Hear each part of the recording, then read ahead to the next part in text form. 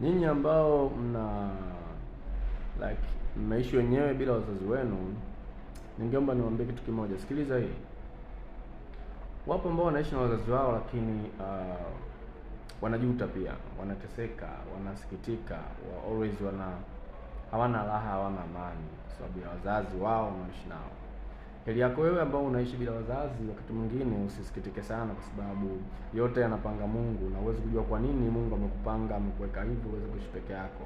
Inawezekana kwako hiyo ndio bora zaidi, sababu wapo wengi wanaojuta na kusikitika kwamba ni huyu mzazi, huyu mama, huyu baba wanalalamika sana, lakini Mungu ameona wewe ubaki wewe hivyo ulivyo, na as long as unapumua, unaishi vizuri, mshukuru Mungu. Tunaambiwa shukuruni kwa kila jambo. Kwa hiyo usisikitike sana kwamba kwa nini mimi nakaa peke yangu, kwa nini mimi siko na baba yangu, kwa nini mimi siko na mama yangu, kwa nini siko na wazazi wangu. Shukuru Mungu kwa sababu iko sababu nzuri ambayo wewe hujui, na Mungu alishaiona akaona iwe hivyo, na aliona kwako kuwa hivyo ni bora zaidi. Kwa hiyo ningependa tu kukutia moyo wewe ambaye labda hujawahi kuishi na wazazi wako, hujawahi kufanyaje, kwamba ni vyema zaidi ulivyoishi na inampendeza Mungu, na mshukuru pia Mungu kwa kukuweka hivyo ulivyo na kukupa hayo maisha ulionayo, kwa sababu uko pia wapo wanaoishi na wazazi wao na kila siku ni masikitiko, ni majuto, na wanaumia sana kuliko hata wewe.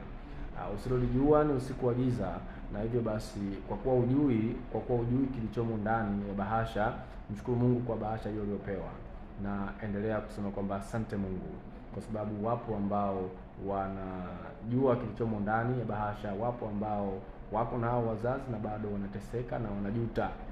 Nimeshakutana na watu wengi tu, yani mimi yule baba yule mama yule, yani basi tu nitafanyaje, ndio baba yangu ndio mama yangu ndio mzazi wangu, nitafanyaje?